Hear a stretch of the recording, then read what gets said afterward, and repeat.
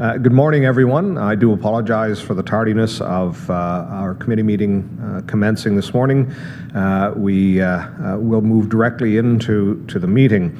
I'd like to begin as we gather this morning. I wish to acknowledge, on behalf of committee and our community, that we meet on traditional territory of the Algonquin Nation. We thank the Algonquin people and express our respect and support for their rich history. We are extremely grateful for their many and continuing displays of friendship. We thank also all the generations of people who have taken care of this land for millennia. With that, Ms. Wilson, has the roll been called?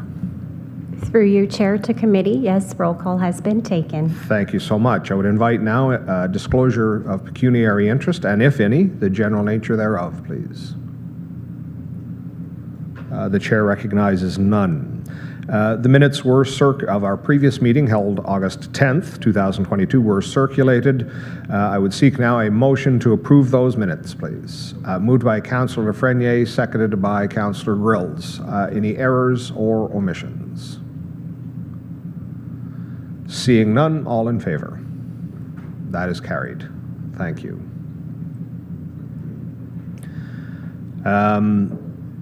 There are no delegations, none at the time of mailing. I'm assuming that continues to be so, Mr. Kelly? Right. Thank you. With that, go directly to Mr. Blackmore and the long-term care report, if you please. Thank you, Chair Donahue. Good morning to you and to committee members.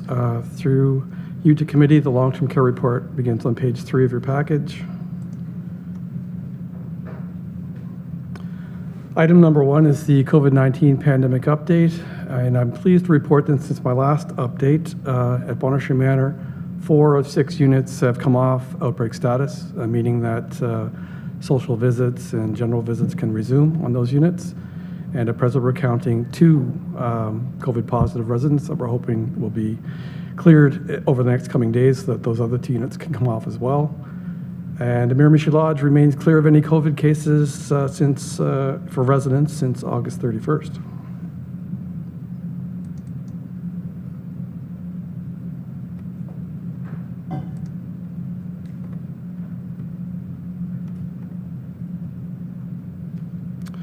And of course, I've lost my notes for some reason off here. Just bear with me 1 second.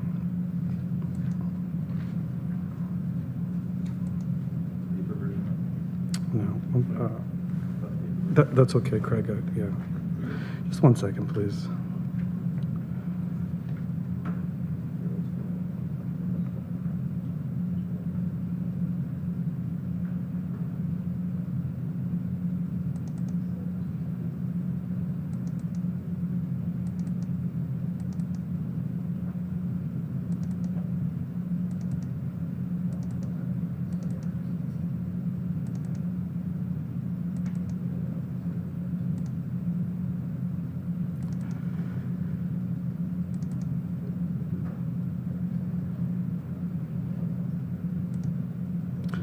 Okay, and I'm back. Next item is the Ontario's plan to stay open. The first item pertains to a change in the isolation protocols, such that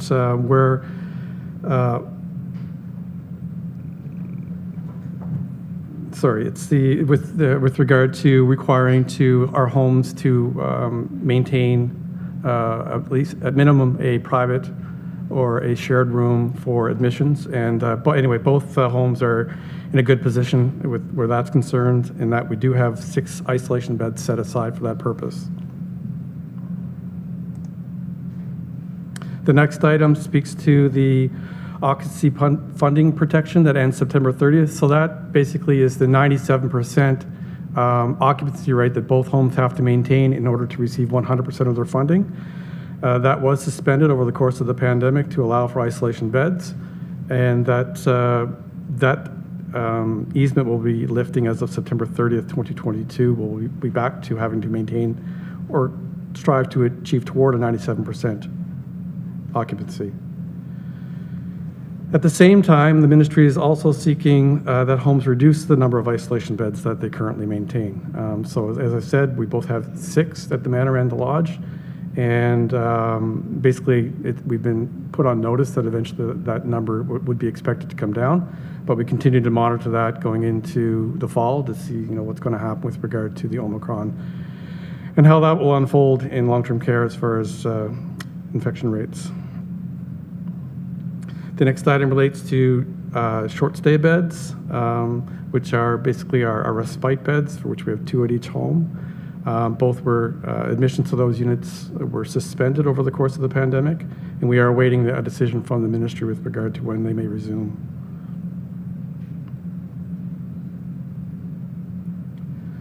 Next is an awaited announcement from the ministry concerning funds allocated for both homes for infection prevention and containment, as well as personal protective equipment and enhanced cleaning. These are the funds we use to basically pay for our screening staff, for screening upon entry into the building, as well as other ancillary items to promote infection prevention and control, and in addition to PPE. In addition, so that basically works out to a base funding of $30,000 plus $1,308 per bed for those infection control aspects, as well as $315 per bed for PPE. And despite these amounts equating to an increase in the April to June funding, the ministry does warn that eventually that funding envelope will commence to reduce as well. The table contained below that speaks to that allocation funding. Basically, it announces pretty much as lines up with the formulas ahead of you that were presented before, rather, that Bon Arche Manor will receive $322,100 and Miramichi Lodge $299,400. Though that report has caused some considerable confusion amongst homes across the province right now, in that as it was announced, that funding is for the fiscal year 2022-2023, and essentially homes across the province have essentially spent that money already within the first 3 months. So we're hoping it's an error on part of the ministry. We're awaiting clarification that that funding is representative of quarterly funding versus annual funding.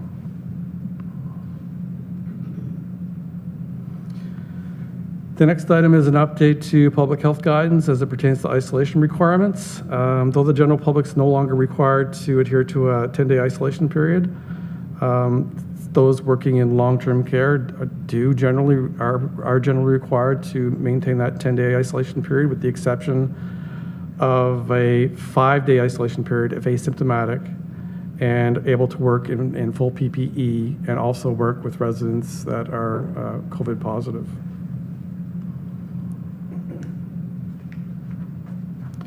And kind of adding on to that, there's also an announcement with regard to high-risk contacts. It was a pretty significant, importance to us in long-term care, in that where typically a person that was a high-risk contact would have to isolate at home, undergo a PCR test.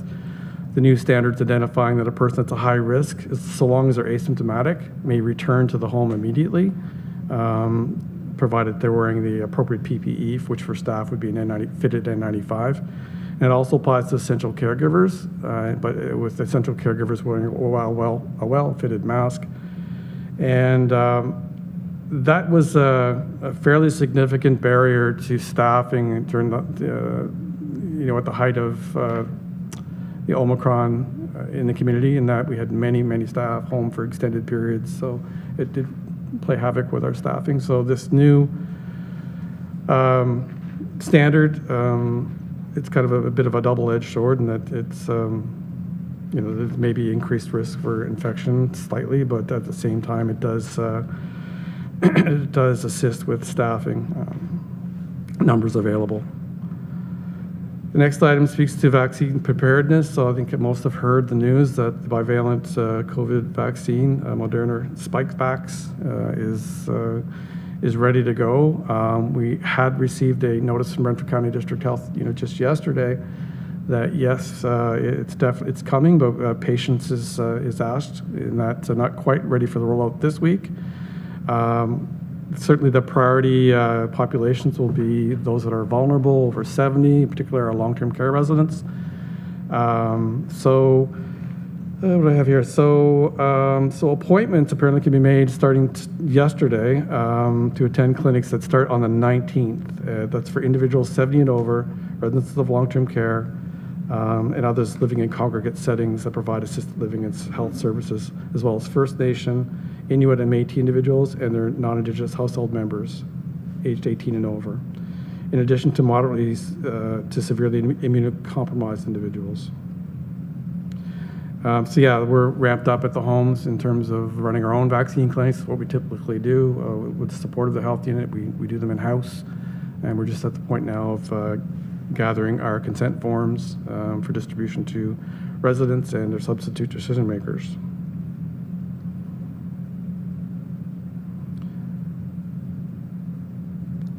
The next item talks about the $3 wage enhancement that we received for our PSW staff.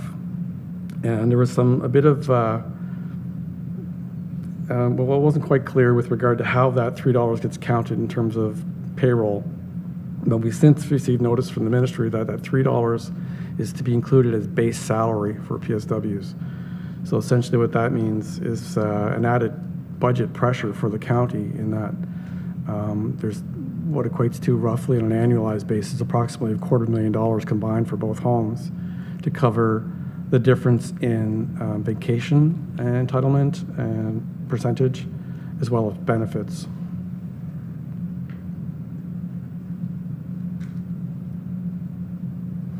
Item number 2 identifies the additional funding to flow for Behavioral Supports Ontario program. So both homes have been participating in what's called the BSO for some time now, and the program essentially it affords RPN and PSW staff some additional training with regard to working with residents with dementia, and affords them the time also to devote to assessment and care with some added expertise in collaboration with the geriatric mental health team.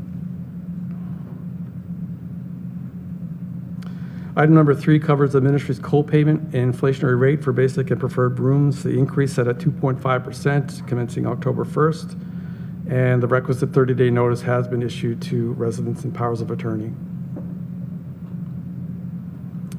Item number 4 is the inaugural Miramichi Lodge Living Classroom. So we're very pleased to welcome 19 students in the PSW program at Miramichi Lodge. This is basically our first kick at the can with this. Bonnechere Manor has graduated 2 classes already. Of course, our hopes are to utilize these PSWs with with the intention of hiring them at the end of their course. And I should add, our plans going forward are to maintain this relationship such that both Bonnechere Manor and Miramichi Lodge can go basically on alternating semesters or periods. As has been the case thus far. Like I say, this is the first fall session. I believe it was the Manor ran a winter or a spring session. Anyway, they don't run against each other, which is a good thing. Item number 6 brings the committee's attention the 2022 capital budget for Miramichi Lodge, more specifically purchases scheduled for completion this year, as well as revisions made to the schedule to accommodate capital purchases required sooner than later. And the plan to essentially reallocate $200,000 that were set aside for our boiler replacement, which has been kept in good repair, and we're confident that will be there at 2026, which is the new planned date for replacement. So a number of items we're looking at, the things that were pre-scheduled is our air humidifier, air number 1. That was through our Investing in Canada Infrastructure program, the funding we'd received for that. And that's on schedule to be completed this fall. Butterfly dementia care, so we'd set aside $161,600 for improvements to both homes, to Miramichi Lodge specifically. Sorry, no, that's both homes, sorry. Nope. But go back, it's Miramichi Lodge. Now, the Butterfly project, given the staffing challenges that have been underway at both homes over the last number of months, quite simply, there hasn't been the time or the resources available to set aside training for upwards of 17 to 30 staff members. So right now we're looking at moving the butterfly launch into the spring. We've got some solid waste handling equipment at $67,760. LED lighting for replacement of fluorescent tubes. We have a server upgrade at $23,400 that was not budgeted for, that would require replacement. And we're able to reallocate funds for that using some IPAC containment funding that was set us to fund what was scheduled for replacement in flooring. And as I'd mentioned, the $200,000 we wish to reallocate to 2026. It was for the boiler because of operational maintenance being extended. And with that, we are looking at putting $71,500 into variable air vent actuators to help improve with air quality. And the fact that these units are near the end of their life or prematurely, they need replacement. As well as $35,000 in engineered air recovery ventilators, $17,500 for an auto scrubber, $41,000 as phase one for the upgrade of our nurse call phone system. So this will serve as basically the platform to expand upon our nurse call and phone system in the coming years, as well as $36,000 to replace 50 handheld portable phones, which is integrated into our nurse call system, where PSWs, RNs, RPNs carry phones, in that these phones, our existing phones, are no longer manufactured nor are they supported. Item number 7 is a recommendation pursuant. Sure. Thank you very much, Mr. Blackmore. I think just before we get into bylaws, committee will review the information items. So with that, committee, any questions, comments? And I will go through, because there are multiple segments to item number 1, I'll go through them individually. So with respect to information, item number 1 in the COVID pandemic update, any questions, comments on the homes outbreak status? On Ontario's plan to stay open, on the Ministry of Long-Term Care funding,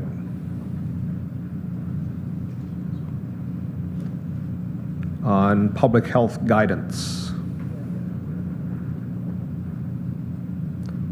on vaccine preparedness, on the amendments to personal support worker wage enhancement.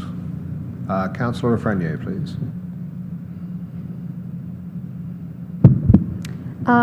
So question to Mr. Blackmore. This is an obvious increase that was well-deserved and was identified a long time before COVID happened, but do you see that this is going to have a ripple effect through the staff? Because, I mean, I've worked in a union environment myself, and one department gets a raise, and then they're all like, oh, we've always made more than that department, so ripple, ripple, ripple. So are we, I know we actually just settled a contract not that long ago, but I believe it was backdated, like it was a retro type thing. So do you see that happening, and I guess we should be prepared in the next negotiations for that? Mr. Blackmore, please. Thank you, Councillor, through the chair to you. Yeah, I mean, I anticipate that is something that's very much on our radar. Thank you. Any further questions or comments on the permanent wage enhancement? Moving on then to item 2, funding for Behavioral Supports Ontario program. Item 3, the co-payment and preferred accommodation. Item 4, the Miramichi Lodge living classroom. Item 5, Director of Care. I just wish to comment, Mr. Blackmore, and please convey this to Ms. Lemire. I know that she has been a long time staff at Miramichi Lodge, and wish to extend on behalf of committee and council congratulations and welcome aboard into this senior role at Miramichi. Very pleased to have her on board. Please convey that to Ms. Lemire. Item 6, the capital budget for Miramichi Lodge 2022. Councillor Emo. Thank you. I think, I'm not sure if you're aware of this, Mr. Blackmore, but there is an unintended consequence of the move to full producer responsibility for recycling, in that circular materials will not be picking up at small businesses and ICI, industrial and commercial and institutional, after whatever the transition date. In Renfrew, it's July 1st of next year. So we're in conversation with them to see how we're going to handle recycling at the Manor and other places. I think we have 219 stops that we have to accommodate somehow. So I'm assuming, I'm not sure when Pembroke's transition date is, but that might be something you want to be aware of leading up to budget this year. Through you, Chair, to Councillor Emo. No, I was not aware of that, and perhaps I could take some time to speak with you about that after the meeting. Thank you. As I noted, it was one of those unintended consequences. We alerted the province to 18 months ago, but somehow it slipped through as they're in their zeal to help the producers, change the system. Thank you. Anything further on item number 6? Seeing none, back to you then, Mr. Blackmore, for bylaws, please.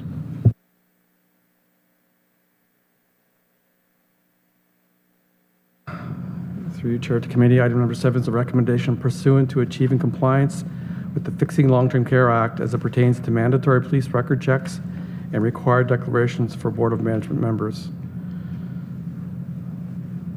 Shall I read the recommendation? Please do, Mr. Blackmore. Recommendation that the Health Committee recommend to County Council the policy G011, declarations and police record checks under the Fixing Long-Term Care Act 2021. For the council members for the Corporation of the County of Renfrew, including the City of Pembroke representatives for long-term care homes, Bonnechere Manor and Miramichi Lodge, be approved, and further that a bylaw be passed at the next session of County Council. Thank you, Mr. Blackmore. Can I have a mover, please? Councillor Emo, seconded by Councillor Grills. Back to you, Mr. Blackmore, for the background and context, please.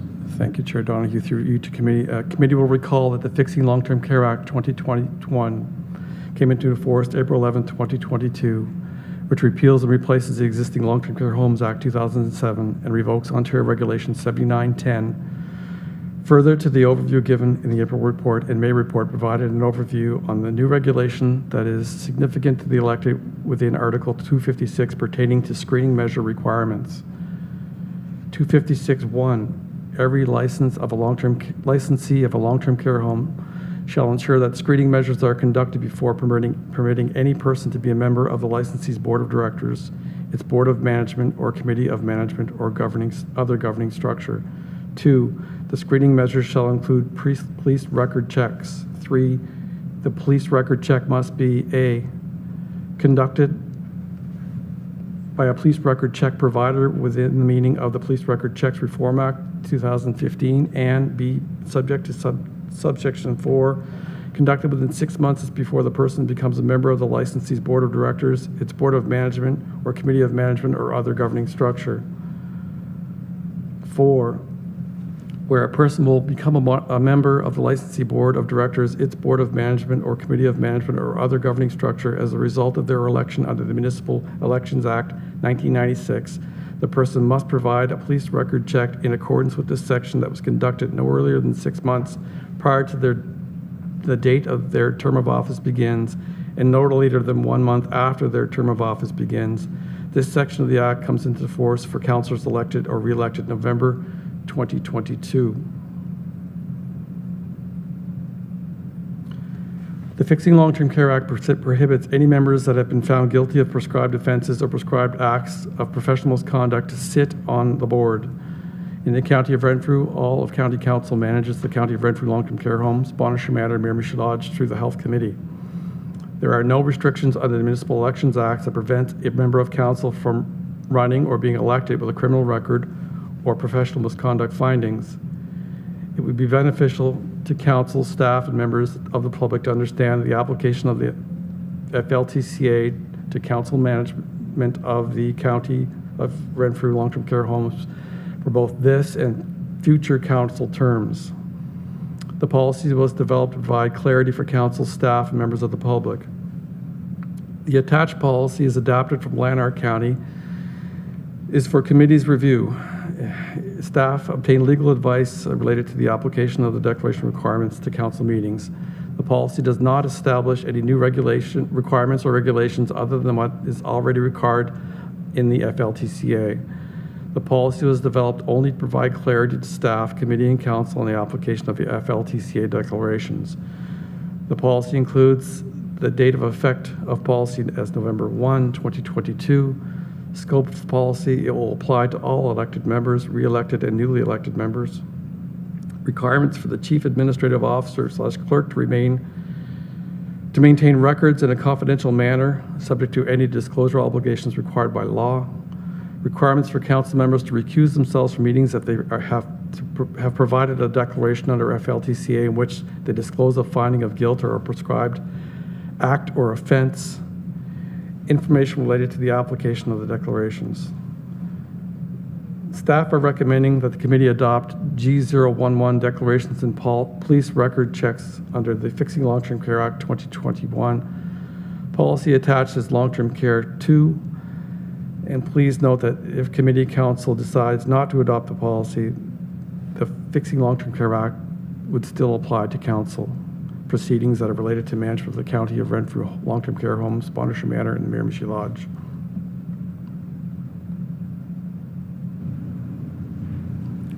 Thank you, Mr. Blackmore.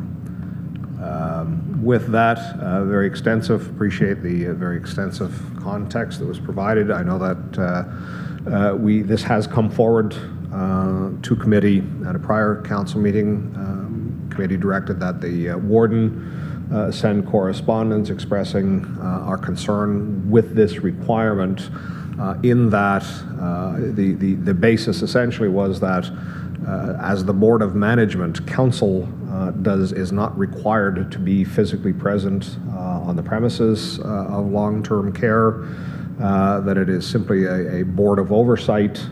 However, I do not know what the status of that. I'm presuming that the correspondence was sent. Does not seem to have had any impact or effect on the continuation of this particular item within the Fixing Long-Term Care Act. With that, committee, I will open the floor for discussion, question, comment. I will go with Councillor Lafreniere and then follow up with Councillor Emo. So as we know, there's a fall election, and this says 6 months. The police record check would be done within 6 months. So that means that until everyone produces their police check, no meetings would be held, or those individuals would be asked to attend via electronic. Is that what I'm hearing? I'll answer the first part. I will certainly invite Mr. Blackmore on when the effective dates may be. I'm not sure if this has been given full proclamation, if this is in effect now. Certainly recognizing that this term of council, so there is this committee meeting of Health Committee. As I understand, there will be a Health Committee meeting in October. Then that will be the final committee meeting of this term of council. However, I do note that this does open the option, I think 6 months prior to sitting on the Board of Management, that the records check would be effective. So anyone that is considering returning to council, be it here or be it at the City of Pembroke, it is certainly that window is open to pursue this now. What I will say is that the challenge is until there is sufficient quorum For council, this would be, and I'm not sure, that's why I would invite Mr. Blackmore to speak to the next meeting of council in, well, I suppose at the end of this month and in October. Point of clarification, it does say it doesn't start till November 2022. Okay, so this term of council will not be impacted, but the next term of council, then there will not be the capacity for the council to entertain the report from long-term care without having the requisite number of councillors that are qualified to, or eligible to sit on the Board of Management. So you have clarified. Thank you, Councillor Lafreniere. I do not need to seek Mr. Blackmore, so November is when this will become effective. So through you, Chair, to Councillor Lafreniere. So there is the opportunity to provide a declaration as well, awaiting the police record check's completion. Yeah, so in the interim, thank you, Mr. Blackmore. That does provide some substantial clarity that I had not provided. Thank you very much. Councillor Emo. Thank you. I've been given to understand in another role when when males of a certain age, over about 25, I believe, seek a records check, they have to then go in for fingerprinting. It seems to be some kind of a bias in the system. I know I've gone a couple of times now and have been requested because seemingly there is somebody with the same name who has a criminal background or is physically the same as me. I'm not sure what the problem is, but so it's increasingly clogging up the system because of the fingerprint check that has to go to the RCMP database, is my understanding. So there may be some struggles early in the term. It might make sense to extend that declaration for a period of more than a month to 2 or 3 months, just to take that into consideration. And the other piece is it doesn't speak about renewal. So is one vulnerable sector check at the front end of our term will last the full term? Because I wasn't clear on that. Mr. Blackmore. Through Chair to Councillor, it's my understanding that the police check is a one-time, but in the event that someone were to be convicted of something after having undergone that police check, then the obligation to declare.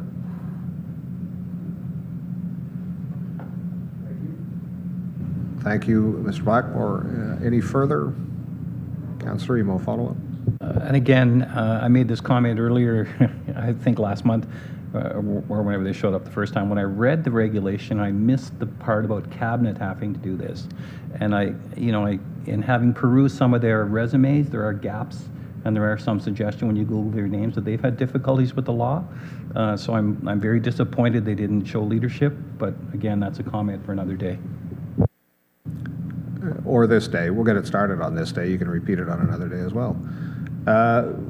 From my perspective, certainly even building upon Councillor Emo, your final comments, it does present, in my estimation, a dilemma in that long-term care is not the only sector over which the County of Renfrew and the City of Pembroke, I'm thinking of community services as well, that it does seem untoward that, in fact, this background check is needed for that sector that, I repeat, we do not actually enter the facility in any way in the exercising of our Board of Management responsibility, and yet you can sit on this council without having that background check.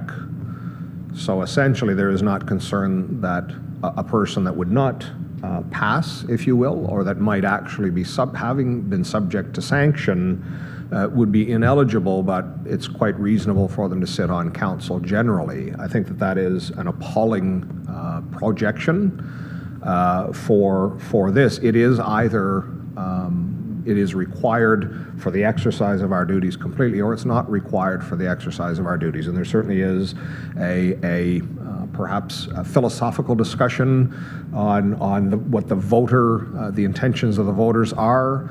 when they elect anyone to office. Ultimately, codes of conduct have now been rolled out across the municipal sector, and I think the broader public sector as well, if not across every single one, certainly largely has been taken up. So it does present a conundrum in that one can sit on this council without that and would simply recuse themselves from participation in any portion of the meeting wherein the long-term care department would be reporting. Just prior to coming to order, I was inquiring, as there is no requirement for someone to pass this to be elected to an office that would then make them a member of county council as well, what would be the process should they decline to participate in this?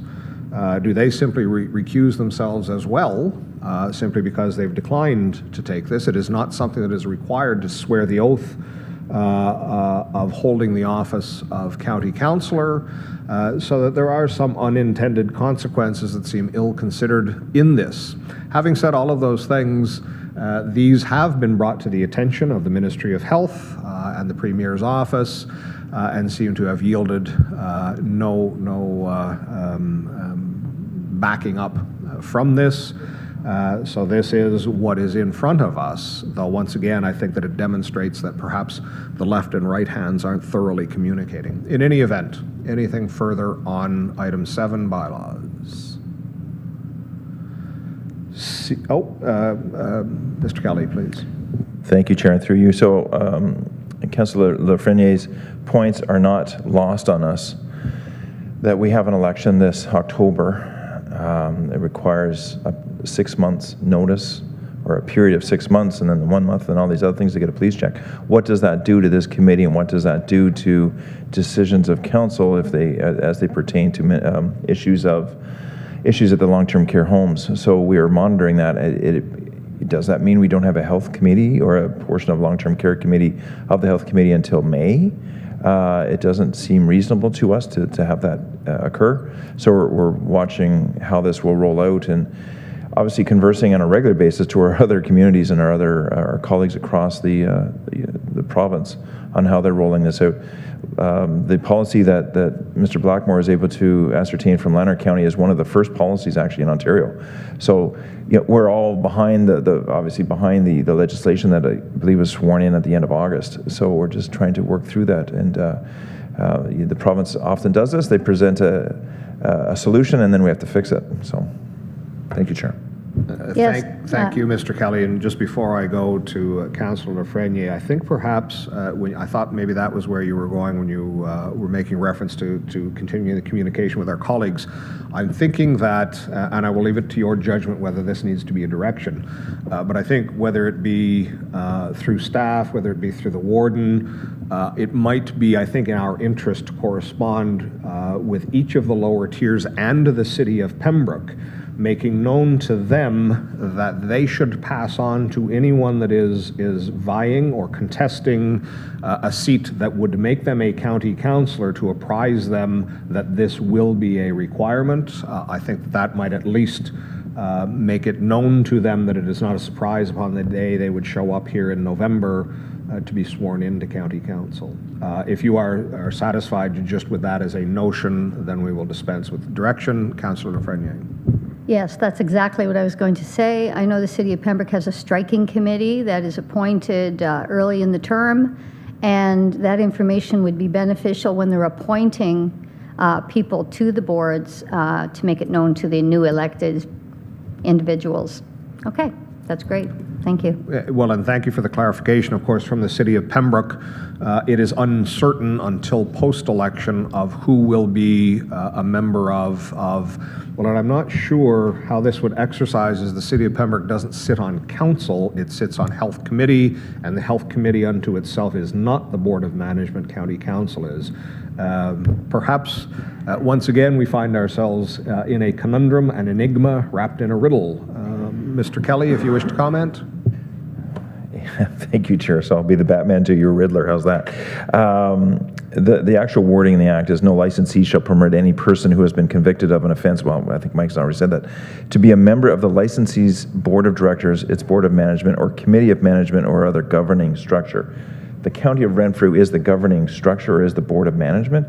The health committee, it's a very gray area over to that black and white area that the health committee makes recommendations to county council.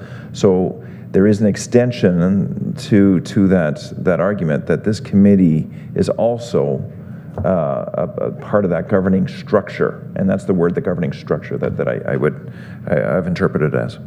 I would concur. Thank you for the clarification. I would suggest that this absolutely is part of the structure of the governance.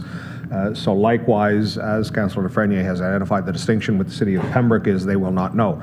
Within each of the lower tiers, it is known what office will ultimately be the county councillor, that those people that are contesting those seats that ultimately would perhaps place one on county council, the earlier they are apprised of this requirement, I think the better, just in terms of efficiency of meeting this target.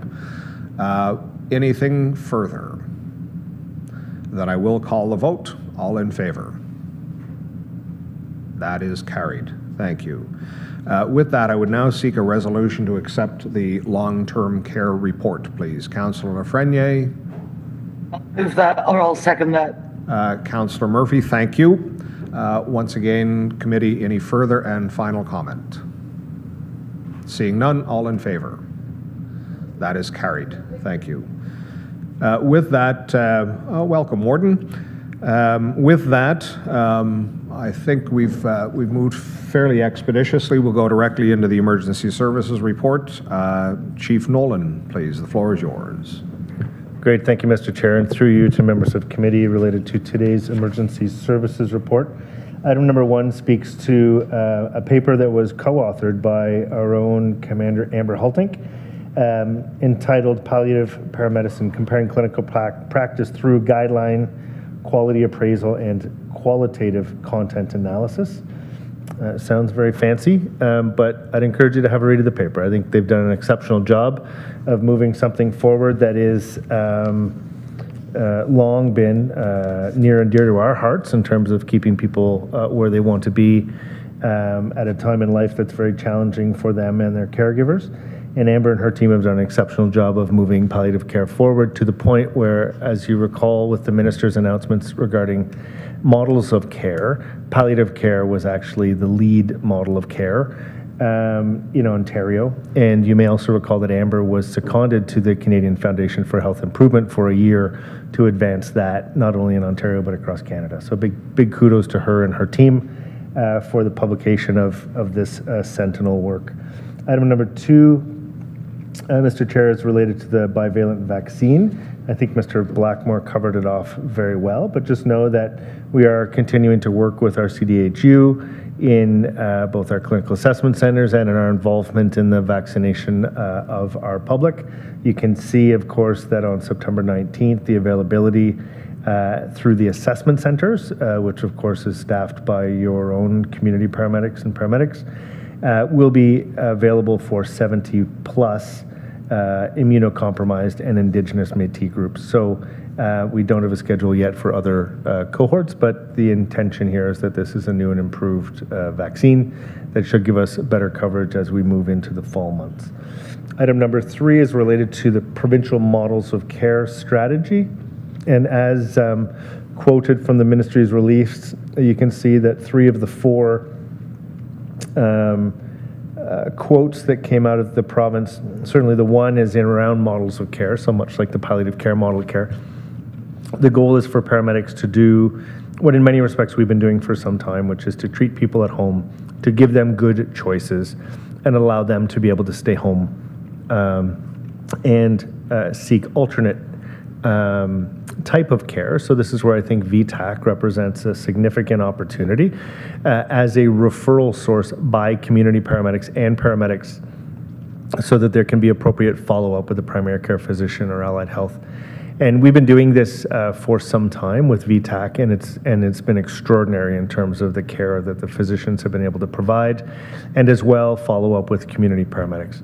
Just a reminder that anybody of all of the people who have used VTAC over the past 2.5 years, less than 2.5% of those individuals are encouraged to call 911 or go to the emergency department.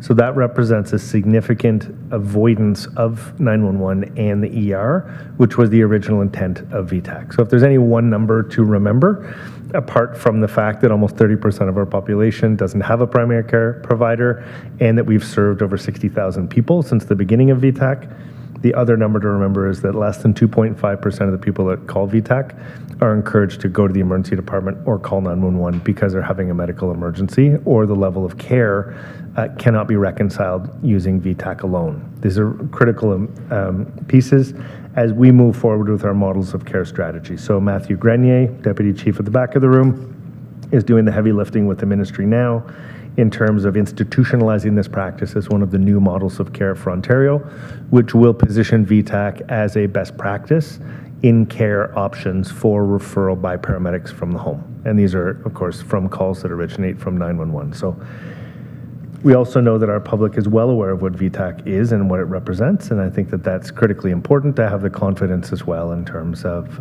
using it as a care option, while paramedics have been requested through 911 to attend that person's individual home or workplace.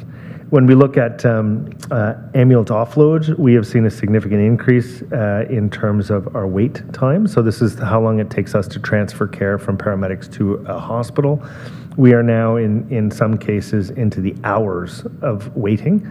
And while that may seem annoying that's happening, the greater consequence is that those resources are no longer available to respond to 911 calls in the community.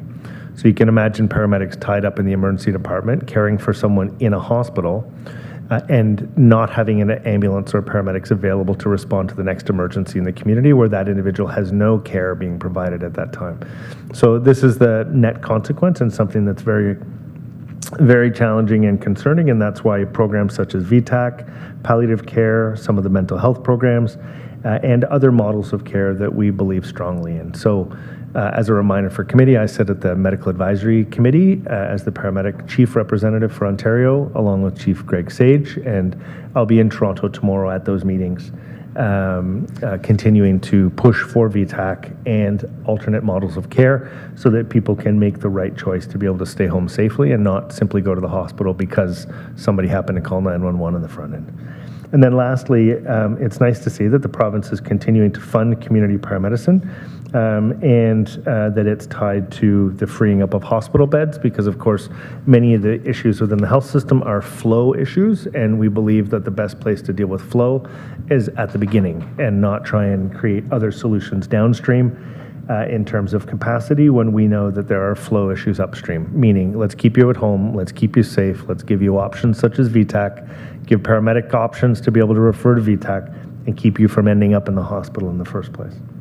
Item number 4 is a nice letter from the Empire Regional Health and Andrea McClymont, who's the Vice President of Human Resources, who took the time to share their thoughts about the important role that paramedic Andy Fordington is playing in the emergency department and his personal interaction with a patient that was acknowledged by staff as being extraordinary. So a big thank you to Andy and his work in the hospital, but also a big thank you to Andrea for recognizing that impact. We've got some bylaws, Mr. Chair, and we also have an addendum to today's report. So if you'd like me to tackle the addendum. I think I would like you to go directly to the addendum. I was remiss. That was circulated, I believe, yesterday. We will address the addendum. We will review the information items, and then we will return for the bylaw. Great. Thank you for that direction, Mr. Chair. So through you to members of committee, item number 6, the addendum that was sent forward, is related to the funding calculation by the province. So just to give you some context to this, paramedic service budget, so the paramedic service and our budget is a year-to-year grant from the province. There was no assurance of how much money we're going to get in the following year for us to be able to deliver the service. We have to go through an estimation of how much we think the province is going to give us, shape our budget around that estimate, and we share that with you every year through the budget workshop process. So as a result of last year's estimate, and you can imagine many of the drivers related to our budget are very difficult to project, such as the cost of fuel, for example, or the absenteeism rate related to COVID amongst staff, or the overtime that's required to be able to cover off those shifts. The good news is that the province, in this letter, identified that we'd receive an additional $265,233 in one-time base funding in relation to the 50/50 grant. So for those of you who are at AMO or saw any of the releases from the province, they said they were going to be giving a roughly 5% increase to paramedic services budgets across the board. It's a good news piece. What that represented for us was a net increase, meaning we made an estimate of what our costs would be for this year, and the province, with their one-time grant, has come through to a surplus of $3,651 based upon our estimate. So we're $3,651 to the better of what the province is funding in this 50/50 calculation. So the good news is they didn't come in with less. The $265,000 seems like a lot, but really all it did was effectively match the budget that we anticipated for this year. Recognizing that there are a number of other noisy bits to our budget. There's the 100% funding for VTAC, there's the 100% funding for the Clinical Assessment Center involvement, there is the vaccination funding for staff, and then there is this puka of funding related to COVID, which we never really know how much we're going to get, but we're continuing to provide a level of service based upon an assumption that the province is going to come good for their component of that funding, and that the submissions that we're making for eligible cost will come back as approved through their audit process. So it's a noisy piece of business because despite the fact we're all sitting here and no longer wearing masks, COVID, as you probably know, is still very real and is having a significant impact in terms of our budget as it pertains to our staff and our staff availability, because as you know, within the healthcare sector, our staff are off for 10 days with COVID, and as a result of that, there are significant costs, because while our commitment in terms of staffing on the road is constant, 7 ambulances on days, 10 ambulances on nights, we have paramedics now working in the Pembroke Emerge and the Arnprior Emerge, the clinical assessment centers, VTAC, and so on. It's a machine that is continuing to move along based upon a number of assumptions. So this is really nice that they've come clean with $3,651 better than we had budgeted for the year. But what our actuals roll in at will be, largely based upon what those other funding grants are that we simply have no line of sight in terms of what those anticipated amounts are, apart from VTAC, because VTAC has given us a funding assurance to March 31st. So that's a little bit of context for you in terms of this. Good news overall, but something that needs to be kept in check in terms of what it represents in the overall budget, because that's only the base program around the 911 component that's really being reflected here. So thank you, Mr. Chair. Thank you very much, Chief Nolan. With that committee, we will go back and review the information items. Information item number 1, the County of Renfrew Palliative Care, and the article co-authored by Commander Hulting. Certainly, once again, Chief Nolan, I would, as with Mr. Blackmore, would invite you to convey the congratulations of committee and council on this research paper. I think that both within this and also I think it's within item number 3, ultimately, yes, when we were speaking of VTAC and speaking of community paramedicine writ large, I think it reminds us once again, just within the title of this paper itself, is the qualitative analysis. Right now, given the municipal elections that are occurring across the province of Ontario, I'm seeing frequently references to what sort of business experience any of these candidates might have. And certainly I think that that is certainly a valuable asset to be carrying with you, but there is a substantial distinction between public and private services. And I think that qualitative is the largest difference between those. Certainly with respect to Chief Nolan's comments on the almost 98%, greater than 97.5% success rate, and I would dare say that that is an outlier. Anything that is done to achieve that level of success is unheard of. And certainly that is from a widget perspective, and a better utilization of health resources is absolutely astonishing and fantastic. But I think that the other box that it checks as well is it's meeting people where they are needed to be met, and it is providing a qualitative benefit. So I certainly commend this outstanding initiative by Commander Hultink, and I think that that is something that we must keep in mind both in everything that is within this committee, that is long-term care, and within the paramedic services, is that qualitative component. It is not just the economic efficiency, it is meeting people where they are needed most. Anything further on item 1? Item 2, the clinical assessment centers. Item 3, the provincial models of care strategy. Warden Robinson. Thank you very much, Chair, and I apologize to committee for being so late today.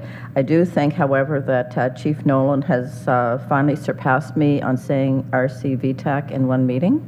Very impressive, Chief.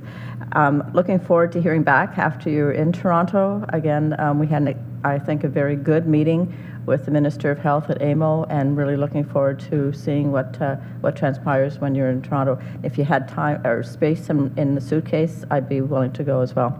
Thank you. Good luck. Thank you, Warden Robinson. Councillor Lafreniere, please. So in the third bullet under that item, it talks about support patients whose doctor have said they no longer need to be in the hospital so that they can go to a short stay in the long-term home. But if they're going to support that, that's great. Are they also going to provide more funding for more short stay beds, is the question.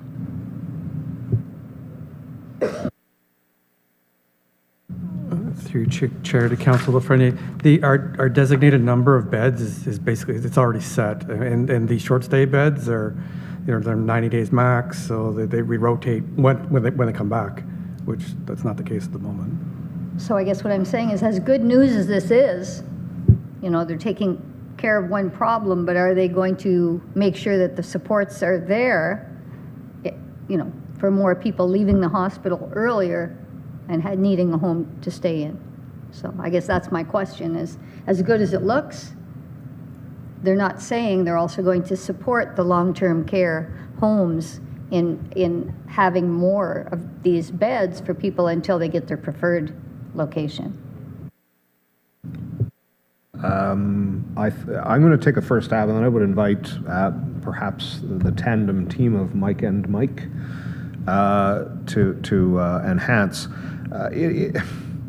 Where I'm challenged with this, certainly this has become a fairly contentious issue in the province. ALC, alternate level of care, that terminology has been around forever. What I am still perplexed at is all one needs to do is look at the wait list that exists, that we report on through this committee, and I'm wondering where is that other available bed other than the preferred bed, since there are enormous wait lists at all of the long-term care facilities. We certainly know, we've been discussing here ad nauseum, it was part of a comment, a rant perhaps, that I had at County Council 2 weeks past, that the resources are not there. We've known that. Chief Nolan can attest to that. Aging at home, I think, was the marketing slogan of a prior government. That was a fantastic slogan, but it was unfunded. Ultimately, that is what has been driven in a reactive, I would dare say, the community paramedicine that is now being recognized at the value that it is bringing, and now we are being proactive. But I still think that we are at the nascent stage of doing that. And supports, as is indicated here, are certainly welcome, but those are Band-Aids to the symptoms. They are not cures. They are not addressing root cause, but that does need to be part of the reorganization and re-envisioning, I dare say, of healthcare system in Ontario. With that, I would invite either Chief or Mr. Blackmore. Anything further you wish to add to that? Thank you, Mr. Chair. And in the interest of time, I would say that part of the broader issue of people being discharged from ALC to any long-term care home, not necessarily those of their choice or first choice. There was a significant amount of patient choice in the previous system. And the way that it's being positioned now is that the patients or individuals will have less choice in terms of their ability to stay in hospital or which home that they may go to, either in the short or long term. Mike, you can correct me if I'm wrong, but I think this is a philosophical shift that will have very practical implications on families, and that's why we're happy to continue to provide community paramedicine in support of those on the wait list for long-term care, because I anticipate many people will simply go home, and our goal is to keep them at home and not readmit or create a crisis placement issue for our friends in long-term care. So that's our small contribution, in hopes that this broader policy implication doesn't put people in harm's way as a result of decanting the hospitals. And that being said, I totally understand the juggernaut that those individuals and their families are in, because there are other perverse incentives to staying in hospital where there may or may not be a copay associated with the care versus going into a retirement home or some other setting where it may be the individual or their family having to dip into their pockets. But that's well above my pay grade. But our goal is, let's keep you home safely, and let's get people moving through the hospital so that the emerge doesn't become the dumping ground. Thank you. Yeah, no, I actually was trying to help a family this summer, and that's why I know this individual was in the hospital, and they were saying, okay, she's ready to leave because they had the treatment set up, but she had nowhere to go because she couldn't go home. And I know there's no room, you can't just say, okay, I'm going to call up the local homes for the aged and see if they have a bed for her to stay in. So it's just not that easy. But yes, I see again that the paramedics are going to be helping in that issue as well. Helping keep people in their homes since 2008. I can see that on a banner on the side of the actual ambulances. Yes. Anything further on item 3? I just had one comment, and I want to be careful I'm not scratching off the scab here, but with respect to the second bullet point under providing the right care in the right place. So it was kind of all over my Twitter feed one day, sometime within the last 10 days of, as I've said before, I think there should be such a thing as level negative. I don't think it should stop at 0. That I think our neighbor to the east was experiencing some substantive challenges wherein I was reviewing, and there will be a caveat to this, was on Twitter, it is social media, I cannot verify the accuracy, but it was suggesting that there were County of Renfrew paramedics and ambulances from the Petawawa station were being called to respond to emergencies in the city of Ottawa. And I think that there were multiple ambulances and paramedics from surrounding municipalities that were providing the emergency response in the city of Ottawa. Can you confirm, Chief, if that is so? Thank you, Mr. Chair. So in terms of the individual circumstance of Petawawa and Ottawa, I don't have that data in front of me right now, but what I can say is that it is no longer uncommon for us to be at levels 0, 1, or 2. And if you want to start calculating in our offload time as the thing that brings us below the level 0 threshold, there are times when we're, like at -5, 6, 7, because we know that we're not going to be able to free up a resource for the county. So just to put that in context, if we have one ambulance, 911 ambulance with paramedics available for the 10,000 or so square kilometers of the county and our principal response area, you can you can bet that response times and patient outcomes are suffering as a result of that. We do have significant work by the community paramedics going on, as well as the commanders, to try and shore up some of the balance of that, but they're typically available. The community paramedics are typically available during daylight hours because we're not necessarily staffing them overnight, while we are now flexing their times to try and match as much of the demand curve into the late evening, because this is, again, no longer the exception. It's become the rule. And in fairness to our neighbors to the east, while they are a significant drawdown on our resources,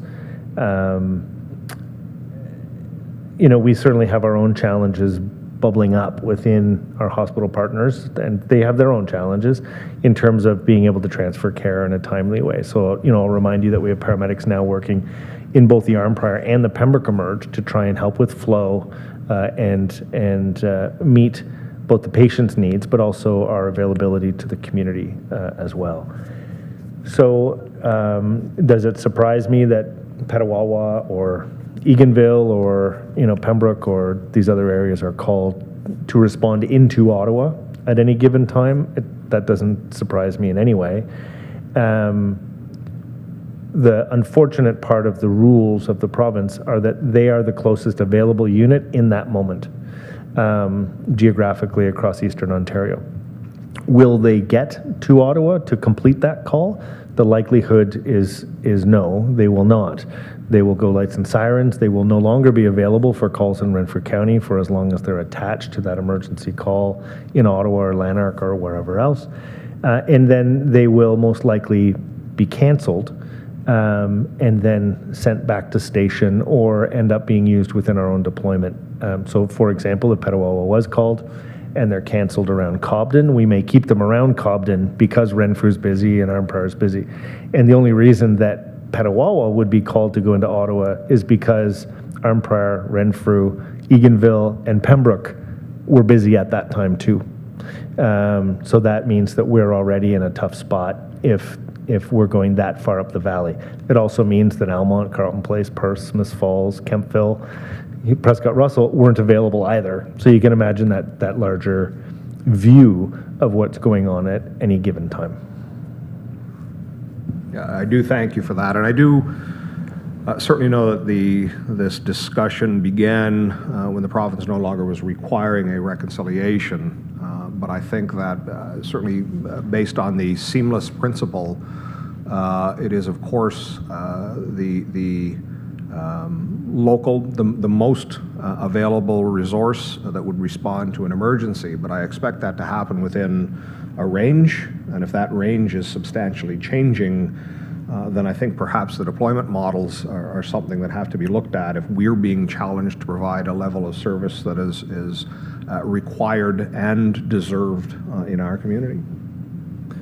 If I could, Mr. Chair, I think there are two things that are going on in parallel to this issue that you should be aware of. One is that we've made some adjustments to our deployment plan to try and tweak our availability to put Renfrew County first, but also keep our staff and their experience while at work in check. So there are a number of issues around end of shift overtime. We don't want our staff working overtime. They don't want to be working overtime. But if you end up in Ottawa at 5 o'clock and you're expected to have a 6 to 8 hour offload delay and you're supposed to be off at 7 o'clock, we're now sending our night crews in to relieve our day crews while in the city of Ottawa on offload delay. That's happening now on a fairly regular basis. That's unprecedented, unacceptable, part of the challenge. I spoke with Chief Poirier this morning from the City of Ottawa, and he's agreed that his offload paramedics will start to offload our patients while in the City of Ottawa, especially if it's a patient that we've gone from Arnprior into Constance Bay and ended up at one of the hospitals. So by the month's end, he's reviewing his policy and we'll be changing that in our favor. So that's very good faith as far as I'm concerned. And I'm very appreciative of that. The second component is we are now splitting up our ambulance crews. So you can imagine if in Arnprior we had 2 paramedics working in one ambulance, that ambulance then becomes available as a resource to Ottawa to respond to calls, and then typically then have to transport those patients into an Ottawa hospital where we get jammed up and offload delay in a significant way, and then often get tagged on the next call once we book out of the hospital trying to get back to the county. So it's a bit of a gauntlet once we get in there to get out. So one of the things that we've been doing, both based on our Ottawa experience, but also on our own experience in the county, is we've been splitting up our staff. So each paramedic will have their own vehicle and be first response only, because Ottawa can only request one of our resources to respond into Ottawa. And if it doesn't have transport capability because there aren't two staff, then they're still obligated to send a transport unit to complete that call, and we can release and come back to the county. It also gives us double the footprint within our county, because if one has been sent out, we still retain one for first response capacity within the county.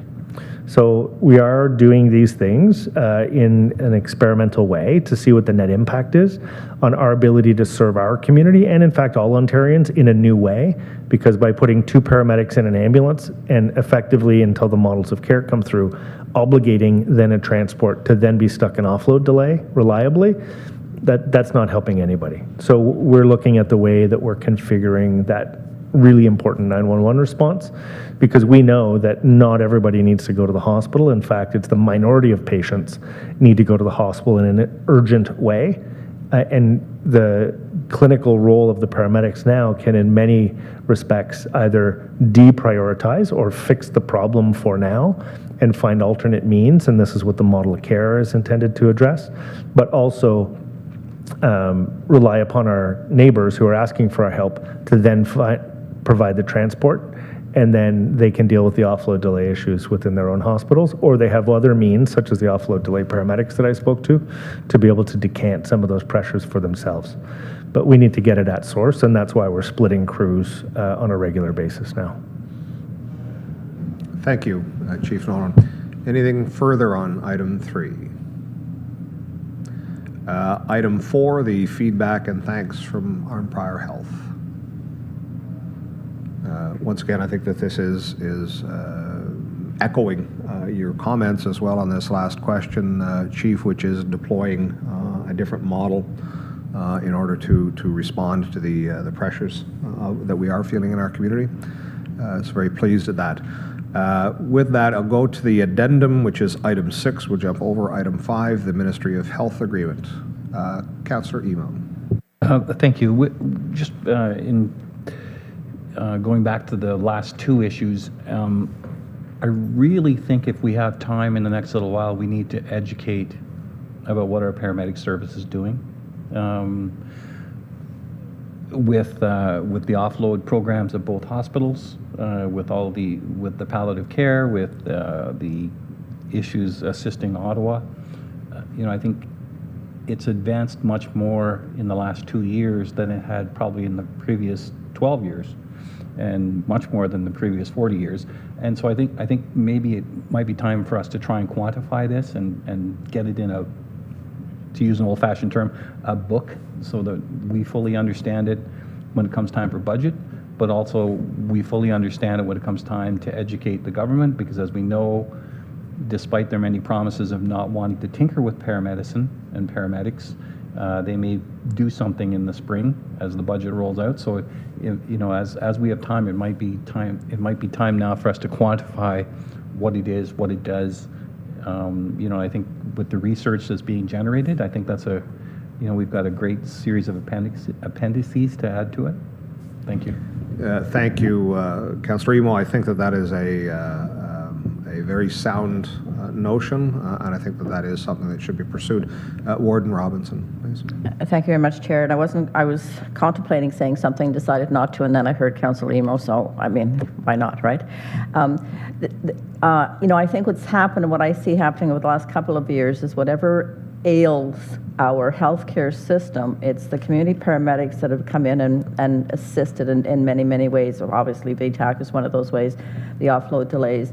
Right now, I mean, we have 5 hospitals in the county of Renfrew. Some of them struggle to staff. Some of them have contemplated, although to my knowledge have not had to close their emergency rooms overnight. So I think I'm extremely proud of the community paramedic service. I don't know that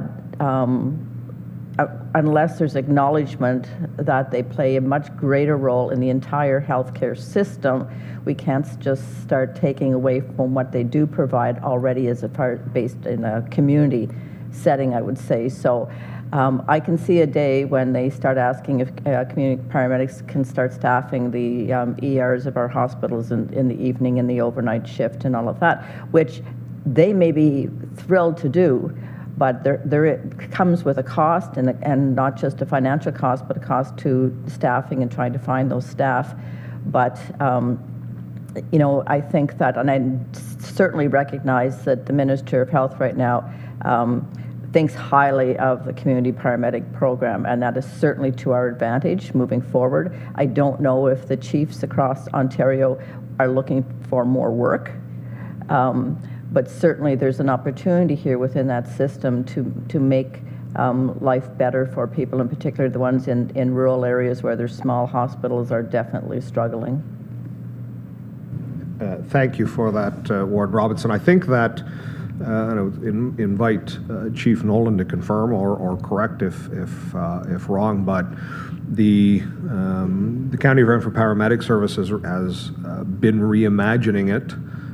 I think perhaps, as I had said earlier, initially it may have been in a reactive response to several outside vectors that were impacting, but has reimagined what it is, because essentially as the population being served by the County of Renfrew Paramedic Service has expanded since the time that the county became involved, since municipalities became involved in the delivery of emergency services, emergency health services, that the County of Renfrew Paramedic Service has not expanded at the same rate as our population has, along with the aging of our population. These are things that you would have suspected would have been driving substantial increases, if not on a linear basis, perhaps even on an exponential basis. We have not been seeing that because of the innovations, largely through community paramedicine. Even before that became, I think initially there was a $600,000 kind of lump sum envelope that kind of kick-started that. That I think was largely discretionary, again, could be corrected. But this started long before that with the community assessment and clinics that were being held in recreation centers, in municipal halls, in things like that, in visits to home patients, in the health links, in the remote monitoring. This was already making those initial steps towards the substantial evolution. I don't know if all of the needs of our healthcare system need necessarily be through a reimagined paramedic service, though certainly it is demonstrating what is capable. But I think the larger health sector needs also to embrace that innovative approach to delivering things, and deliver things differently, that are doing it more efficiently, yes, but are also responding to the patients in a qualitative perspective. So absolutely, yeah, but the county paramedic services have, I dare say, we've probably hit just about our limits of maintaining essentially the same legacy paramedic service, but I think we are probably testing the outside of that envelope now as our communities have grown and aged. With that, Chief Nolan, do you wish to respond? Yeah, thank you, Mr. Chair. And I'm trying to speak less than my friend Mike Blackmore today, because at the last meeting, actually I've got a minute and a half, and then we're tied. But what I would say, because I think Councillor Emo and the Warden certainly bring up very important points, as do you, Mr. Chair. But I think probably the number one reminder that I would say is everything that we've talked about that isn't that 911 ambulance paramedic is protective of the service of that 911 ambulance paramedic. So if you want to think of that sort of visually,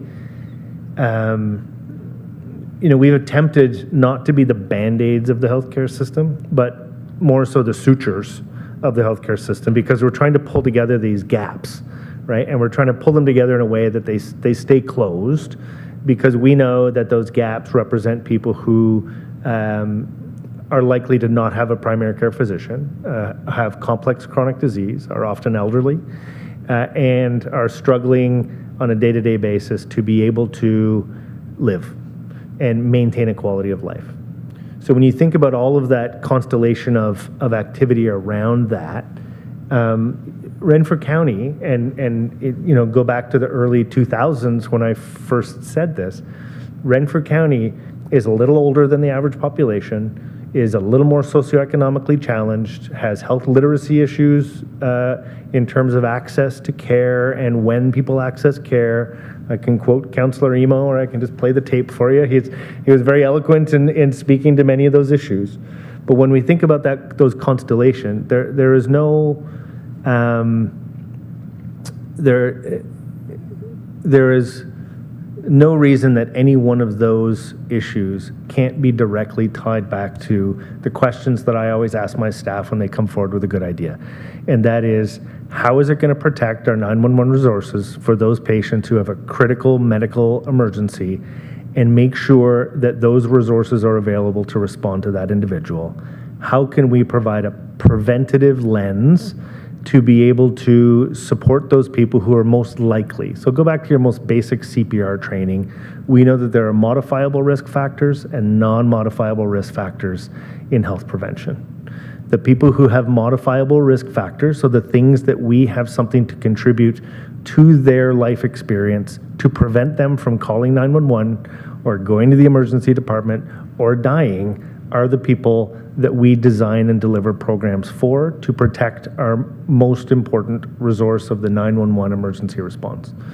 And for those of you who weren't here then, there was a lot of conversation back in the early and mid 2000s about the fact that our 911 program that I'm talking about is the 50-50 funded component of our program. The paramedics' involvement in VTAC, community paramedic and long-term care, the high-intensity support ALC program, the paramedics working in the Arm Power Emerge and the Pembroke Emerge, and the list goes on, are all 100% funded by the province or the provider in those cases. The 911 program, save and except the original 2 community paramedics that we put on for the Whitewater, Bromley, Cobden, right through to Griffith, those 2 positions continue to be 50-50 funded by the county.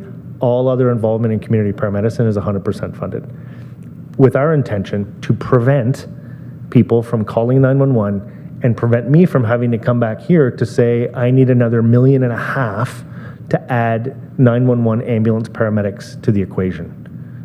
None of you have heard me say that in my time in the last 2 or 3 terms of council, because everything else we've done has attracted 100% dollars to protect those 50-50 dollars and those resources that we need to maintain in the community. So I think that's just a really important reminder as we do that, and I think Councillor Emo brings up some great points. How do we make sure everybody knows that? How do we do it in a way that continues to evolve? We don't know what VTAC is going to become, because in many respects it's positioned to be much larger than it is in terms of its ability and its role to be able to protect arguably some of our most vulnerable population who don't have a family doctor, who are high users of 911, who are high users of the emergency department. And how can we better support them with alternates? We don't have walk-in clinics, and I know Councillor Doncaster's listening, in most parts of the county for patients who are not already enrolled with a family health team or with a CHC. So we don't have that third door to the healthcare system for most people in Renfrew County when they need it. They have access to primary care if you're lucky enough to have a primary care physician or belong to an organization that can provide you allied health. But we are not the big cities who have walk-in clinics, who have urgent care, and have other alternatives. VTAC and community paramedicine represents that as a protective measure to 911 and the emergency department issues that are evolving, as you can see in today's report. I think those are critical reminders. And I'm sorry, Councillor Emo just left the room, but I will address that in our orientation video that the CAO has asked us to pull together. And we also have a year in review document that clearly outlines all of the issues within the paramedic service and clearly articulates and defines each of our programs, where the funding comes from, who the target population is, and what our level of involvement is. And that will be accompanying the orientation package from a departmental perspective, and we've got that ready to go. So I think we're well positioned to meet the ask of today, and that is, how do we let people know what's going on, and we'll do that. Thank you. Chief Warden Robinson, a follow-up? Excuse me, thank you much, Chair, and thank you, Chief Nolan, for that. I couldn't agree more. However, what I would say is that the comments that I hear outside of the community paramedic program, in particular within the hospital setting and the hospital component that I'm involved with, is that either by plan or by chance, community paramedics are playing a huge role in primary care across the county of Renfrew, are having exceptional impact, positive impact on how the rest of the healthcare system looks at innovation. So I would say, while yes, our community paramedics are doing exactly what they need to do for us at the county, the role they are playing in opening up conversations and discussion about how to do things in a more innovative way across the healthcare sector in the county of Renfrew, is where I see that we may have there may be an evolving of our activities. There is absolutely no way that we will ever have enough physicians in the county of Renfrew for everyone to have a doctor. And that's not on the backs of community paramedics. It is on the backs of the rest of the healthcare sector to work together to figure out solutions. And what I'm saying is that with Chief Nolan and the staff that he has, he's shown how you can evolve. And I think that, and I'm hoping that, with his involvement in Ontario health teams, and I'm sure that there are other of his colleagues that think the same way, that will help the rest of the healthcare sector think outside the box. I know it's an old saying, just like book, but at the end of the day, I think that has such a positive opportunity here for all of our residents. But thank you very much. Thank you, Warden, and I will note that the score is tied now on mentions of RCV Tech. Anything further on this item? Then moving on to item 6, the Ministry of Health Agreement. Any questions or comments? Very pleased at this. For that amount of money, though, there is some foreboding because I think that when you receive more money from the province than you're expecting, I think that that's one of the signs of the end of the world. So for $3,600, I would hope that sign would have had a larger price tag associated with it. Anyway, on to the bylaws. Please, Chief Nolan, item 5. Thank you, Mr. Chair. Item number 5, bylaws. And if you'd like, I'd be happy to read the recommendation. Mr. Please Chair. do. And it is pertaining to a lease agreement between the County of Renfrew and Armpire Regional Health. And I'll give a little bit of background first, and that is that you may recall that I came forward requesting municipalities to identify property that may be available for a clinical assessment center. We have received feedback in that regard, and we are moving forward with additional clinical assessment centers around the county. But the legacy site at the Grove facility in Armpire for long-term care, you may recall that there was a transition where the Armpire Hospital provided a number of different things as it pertained to VTAC, such as the medical receptionists. And this time last year, the medical receptionists became employees of the County of Renfrew, and they transitioned some administrative functions from the family health team of the Armpire Regional Health to the county. At that time, we continued to use that property at the Grove because it's ideally suited for a clinical assessment center. But what we did not have was a detailed lease agreement with the Armpire Regional Health for the use of that space. All funding associated with the clinical assessment center and VTAC is 100% funded by the province. So while Armpire Regional Health was paying themselves for the use of that space previously, now there's a lease agreement for our use of that same space for that same purpose, because it is our staff who are occupying the space. And I think it's appropriate that we have a lease that details for both parties the use of that space as it pertains to a clinical assessment center.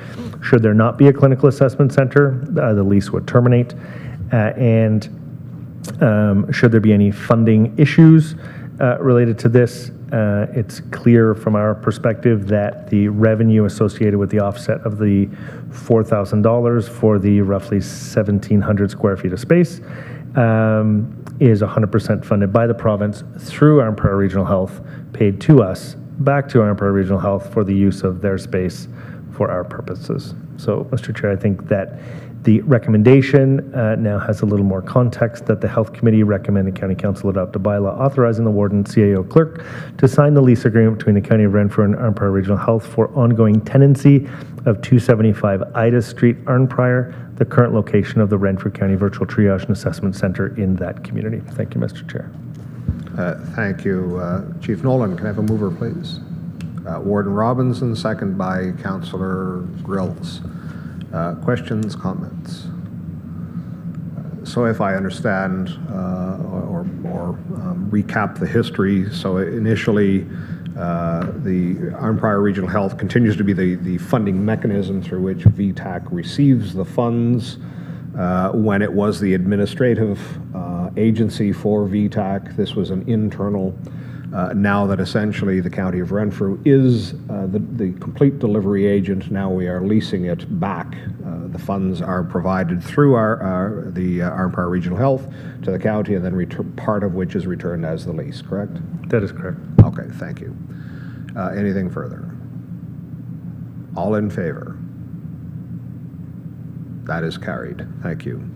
Could I have a motion to accept the emergency services report, please? Councillor Lafreniere, Councillor Emo, any further final questions? All in favor? That is carried. Thank you. If I go back to the agenda, the next item on the agenda is the Board of Health minutes from the June 28th, 2022 board meeting. If there are any questions, I would endeavor to answer. If I am not able, perhaps Councillor Emo can provide some enhancement. Warden Robinson, please. Thank you very much, Chair. Under item number 9, the correspondence, I just noticed from the Public Health Sudbury and District, the Healthy Babies, Healthy Children funding. I'm curious, is that funding for that program running through the Renfrew County and District? Because I think that's a very important program. It has been a very important program going forward, especially for people who don't have access to primary care. Sorry, thank you. Yes, that money does continue to flow to Renfrew County District Health Unit.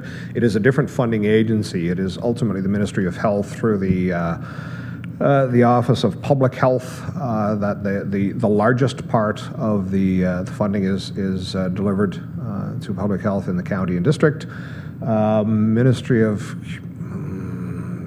MCCSS, I believe, and off the top of my head I can't remember what that is the funding agency through which Healthy Babies, Healthy Children, and they are two separate streams. There is a separate reporting on each of those, though in fact when they do come into the Renfrew County District Health Unit, they are expended as with any other funding.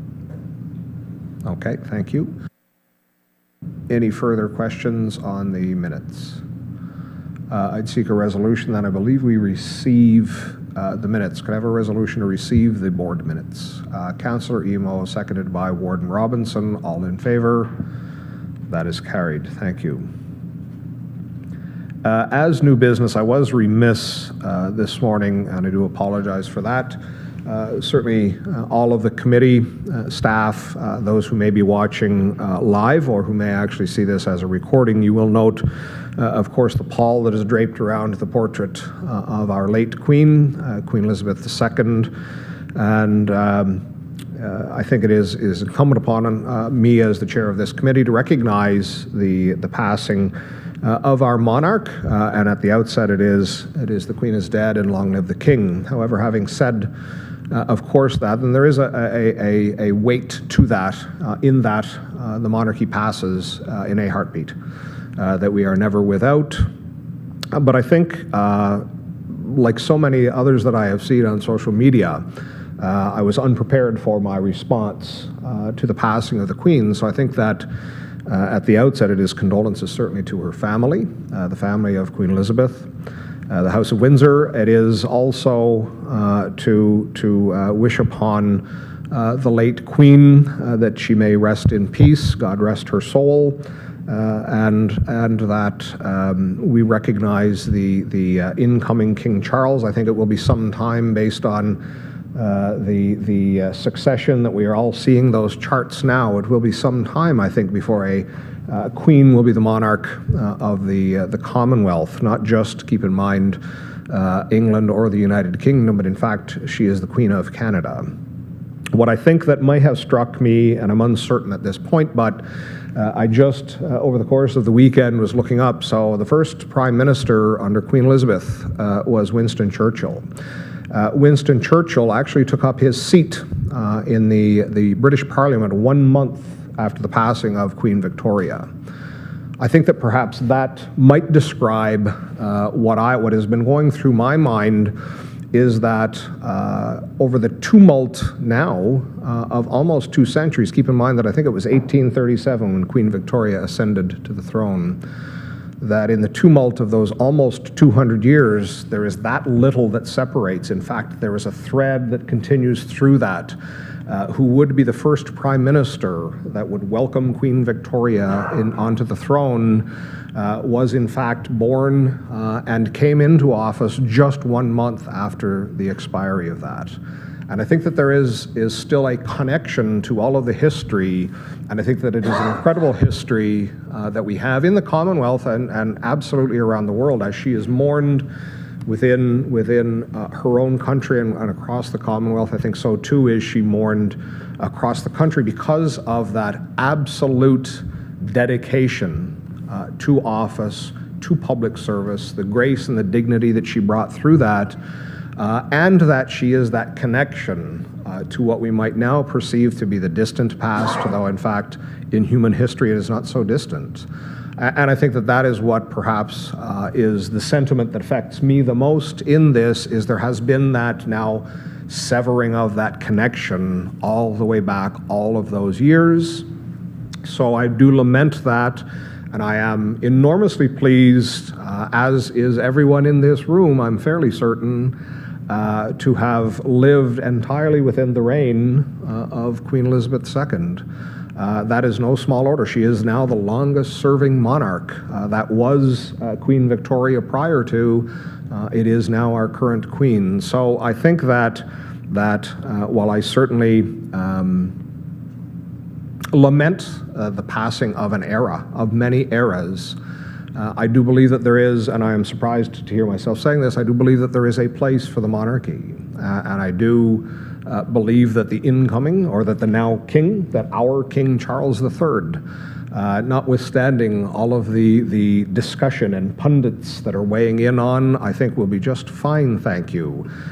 This is a job that he has been preparing for now for, well, perhaps not preparing for 73 years, but nearly 73 years of preparing for this office, and I think that he will continue the service to our Commonwealth and to our country, Canada. So I think it did behoove me to say that. I was very pleased. Thank you, Warden and Mr. Kelly, for providing the Book of Condolences in the entrance to the county building. I would encourage anyone listening to this to please do feel free to come and record your thoughts or even just your signature on the passing of our Queen. So thank you very much for that. With that, there was no closed meeting required at time of mailing. Mr. Kelly, that continues to be so. Thank you. The date of the next meeting will be Wednesday, October 12th, 2022. I would now seek a motion to adjourn, please. Councillor Grills, seconded by Warden Robinson. All in favor? That is carried. We are adjourned. Thank you.